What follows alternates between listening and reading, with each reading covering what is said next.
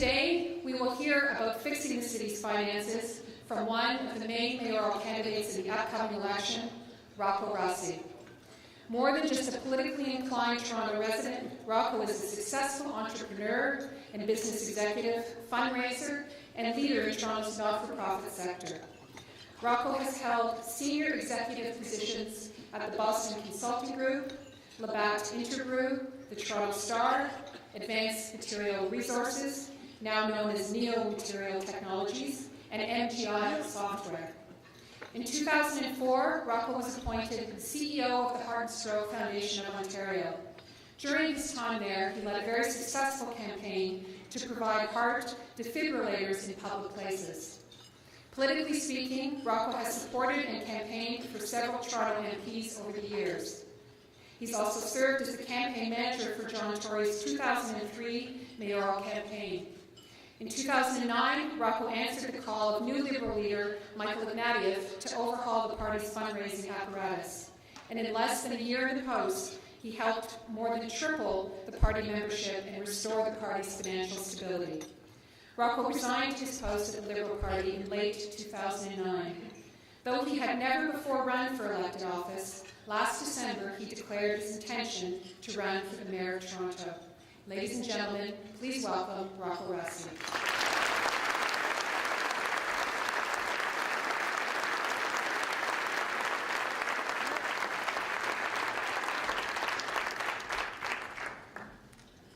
Grazie, spasiba, merci, gracias. Thank you, Carol, for the wonderful words of introduction. I do have to correct her joke about the calling Ronnie's spouse. I think that the proper appellation is that I am lucky enough to be Ronnie's husband, as opposed to her being my wife. And I thank her always for the opportunity that she's given me to undertake this adventure.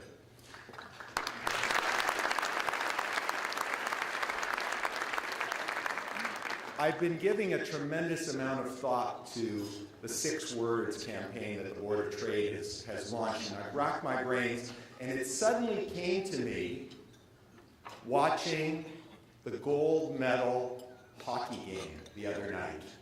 And my 6 words, and I want all of us to take an oath today that we will fulfill this as a city, as a province, as a nation.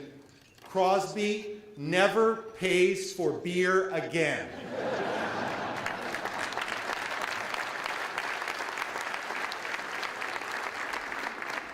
I want to thank each of you for coming today, particularly when this time, as opposed to some of my other speeches, there's more than half of the people who actually aren't related to me. And I want to thank all of the businesses that have sponsored tables. But I particularly want to recognize the outstanding leadership of the Board of Trade and its leader, Carol Wilding. You're not just the voice of business in Toronto, you're a voice of reason. Without the Board of Trade, it's doubtful whether we'd have a City of Toronto Act or Metrolinx. It is clear that without your advocacy, we'd have even higher business taxes, less accountability, and an even worse financial situation at City Hall. So I want to thank all of you, your entire team, for the thought leadership you've shown in showing that it's important to think about issues. Toronto is blessed with city builders who want nothing more than for our city to succeed. We've got the #1 United Way campaign in North America, not just per capita, in absolute dollars. Not New York, not Chicago, not Los Angeles, Toronto. We've got one of the world's greatest UJA campaigns, and the UJA's Tomorrow campaign is simply breathtaking. $500 million, 3 campuses around town.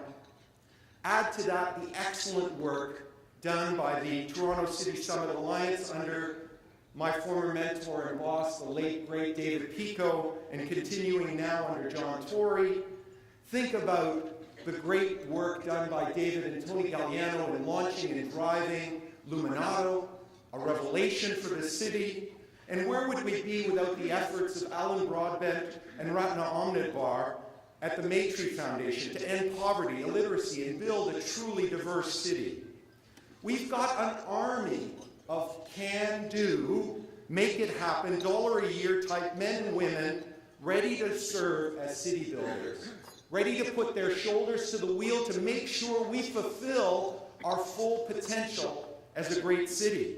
A Rossi administration will reach out to the best and the brightest. I'll bring in the city builders and respect our citizens. How far have we fallen from the "I have a dream" speech to the recent outburst the other night of the "I have a scream" speech against our citizens? That's utterly unacceptable behavior.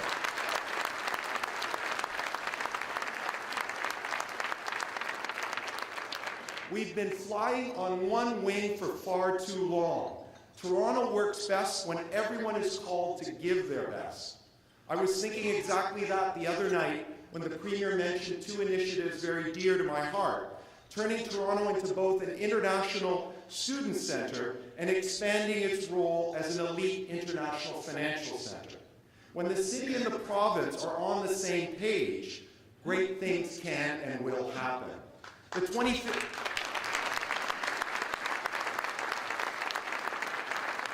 The 2015 Pan Am Games are another tremendous opportunity for our region to both welcome the world, but to deepen our working relationship with the province and with the balance of the region.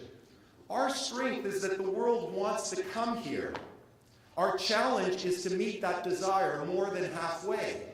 And I'm not here to fight with Hazel McCallion. No one in their right mind wants to challenge this woman. And I'm delighted I'm not running against her, but I want to work with her. I want to work with Mayor Scarpitti. I want to work with the region to make sure that we're not trying to eat each other's lunch, that we're there to eat Chicago's lunch, Dallas's lunch, Hamburg's lunch. That's how we build a greater Toronto.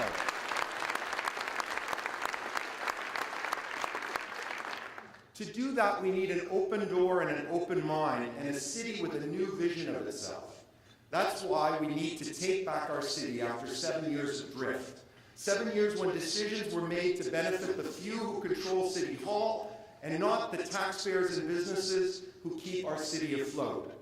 The choice on October 25th comes down to those of us who have a new and bold vision for Toronto, and professional politicians who lack the energy and initiative to take Toronto to a better place. I'm not a professional politician.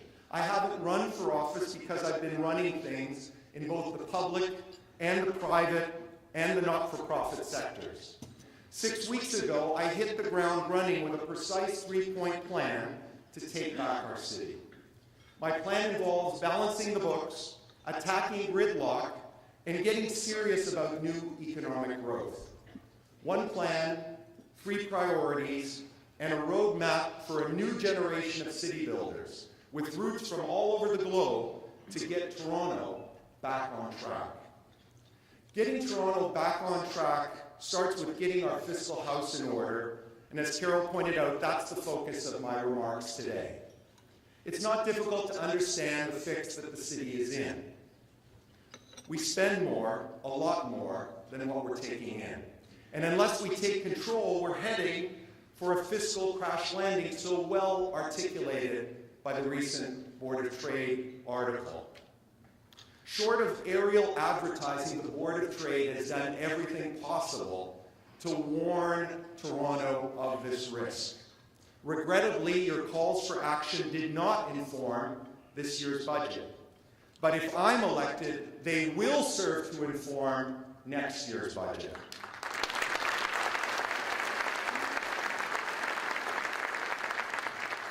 Because as I see it, we can go one of two ways. We can continue on our current path, which leads only to higher taxes, bigger shortfalls, more debt, poorer services, taxing our children to play, or we can change course, get our fiscal house in order, and start building a worthy legacy for our children.